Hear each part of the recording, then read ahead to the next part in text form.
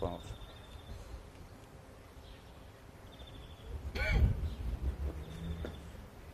Կառավարության հարգելի անդամներ,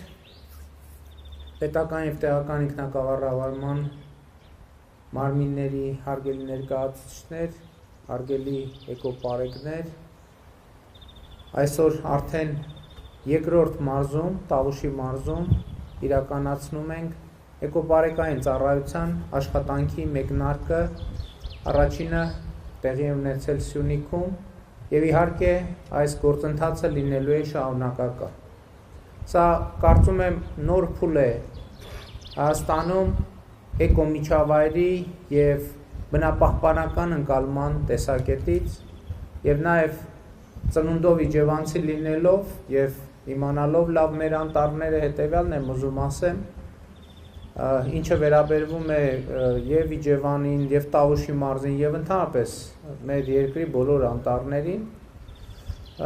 և ընդհանրապես մեր երկրին, մեր դժվար ժամանակներում մեր անտառը մեզ պահել է բառից բուն իմաստով։ Հիմա եկել է ժամանակը, որպեսզի մենք պահենք մեր անտառը, որպեսզի մեր անտառը մեզ շարունակի պահել, բայց այս անգամ այլ իմաստով և տրամաբանությամբ։ Մեր խնդիրն է այսօր ի վերջո մեր գիտակցությունը և ընկալումը փոխել, որ անտառը և այն բնությունը, որ մենք ունենք, անգնահատելի հարստություն է, այլ բան թե ինչպես ենք մենք օգտվում և օգտագործում այդ հարստությունը։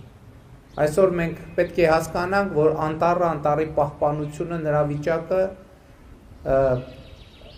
միլիոնավոր և միլիարդավոր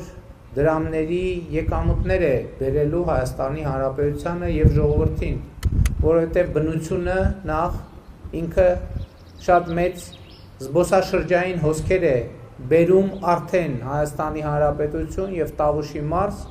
և մենք պետք է ընդհակառակը այս տրամաբանությամբ արդեն անտառին օգնենք, որ անտառը տնտեսական օգուտներ բերի Հայաստանի Հանրապետությանը, Տավուշի մարզին, Իջևանին, բոլոր բնակավայրերին։ Տեսեք, մենք ի վերջո ավարտին հասրեցինք Գանձաքար-Իծաքար ճանապարհը, որը ամբողջությամբ անցնում է անտառապատ տարածքներով։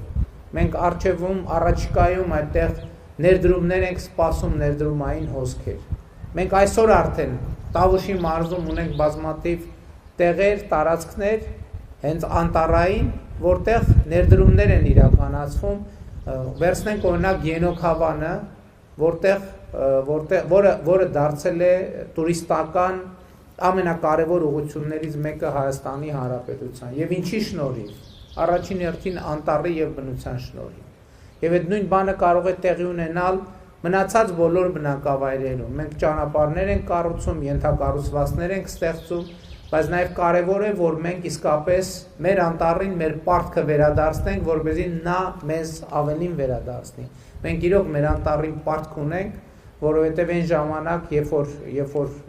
հայտնի ժամանակներում, երբ որ խնդիր ունեինք և բնակարանների տաքացնելու և ընդհանրապես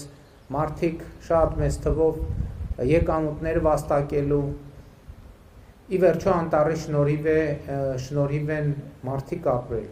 Հիմա էլ պետք է շարունակեն, ելի եմ ասում, այդ թվում անտառի շնորհիվ, բայց մի փոքր այլ տրամաբանությամբ ավելի մեծ խնամք և հոգատարություն ցուցաբերելով մեր անտառների նկատմամբ, որովհետև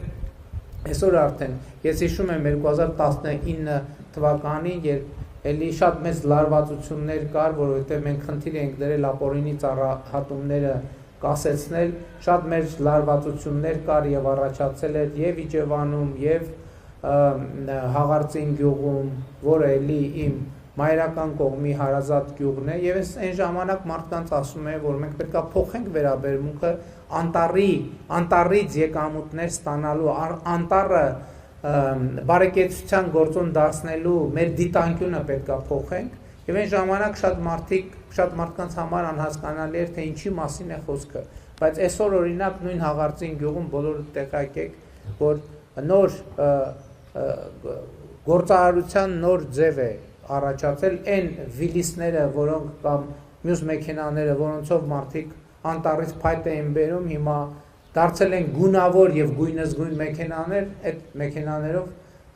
զբոսաշրջիկների են բարձրացնում դեպի դիմաց լեռ կամ այլ անտառներ եւ դրա շատ ավելի մեծ եկամուտներ են ստանում,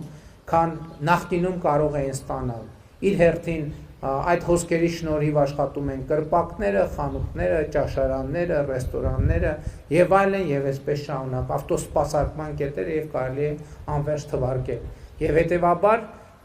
անտառը մեր մեծ հարստությունն է եւ այդ մեծ հարստությունը իհարկե պատկանում է մարդկանց Հայաստանի Հանրապետության քաղաքացիներին, բնակիչներին, բայց մենք այդ կոպիտ ասած այդ կապիտալը ոչ թե պետքա մսխենք,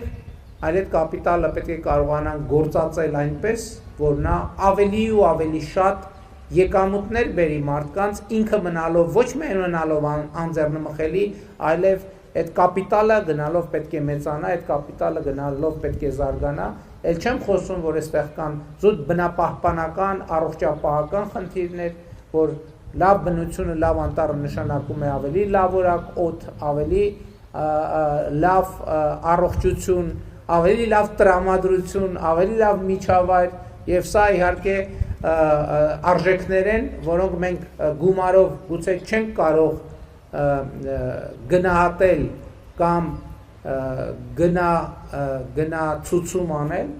բայց այնուամենայնիվ այդ ամենը շատ կարևոր է եւ իհարկե այս կապիտալը մենք պետք է պահպանենք, զարգացնենք եւ փոխանցենք սերունդներին։ Ես եւ այս ամենի առաջին շարքում, առաջին գծում լինելու է էկոպարեկային ծառայությունը, ես շատ ուրախ եմ, որ նաեւ այդ տրամաբանությունն է փոխվում եւ բովանդակությունն է փոխվում, սկսած արտաքին տեսքից, սկսած տեխնիկական համալրումից եւ իհարկե այս ամեն ինչը իզուր եւ անիմաստ կլինի, եթե տեսքի հետևում չլինի բովանդակություն, չլինի նվիրվածություն, չլինի իրական ծառայություն եւ չլինի խորը գիտակցում, թե ինչ կարեւոր աշխատանք է տեղի ունենում։ Եվ այո, մենք պետք է մեր նպատակը իրագործենք մինչև վերջ եւ ապօրինի անտառահատումներին պետք է վերջ տրվի։ Ապօրինի անտառահատումներին պետք է վերջ տրվի եւ էկոպարեկային ծառայության ստեղծումը ընդհանրապես իմաստ չի ունենա, եթե մենք այս խնդիրը հստակ չձևակերպենք եւ առավել եւս այս խնդիրը հստակ չկատարենք։ Ես ուզում եմ մենք շատ պարզ եւ աներկբա պայմանավորվենք, որ կոմպրոմիս չի կարող լինել։ Ապօրինի ծառայություններին որսագողությանը պետք է վերջ տրվի, դրա համար պետք է արձանագրված դեպքերին լինի շատ համարժեք եւ կոշտ պատասխան եւ մենք բոլոր մեր քաղաքացիներին պետք է ուղղորդենք անտառներում եւ անտառներով զբաղվել բացառապես օրինական գործունեությամբ եւ դա հնարավոր է եւ իմ նշած օրինակները դա ցույց են տալիս։ Շնորհավորում եմ բոլորիս, շնորհավորում եմ էկոպարեկային ծառայությանը, շնորհավորում եմ մեր անտառներին եւ հույս ունեմ, որ մենք բոլորս այսօրվա բարեբեր ազդեցությունը եւ այսօրվա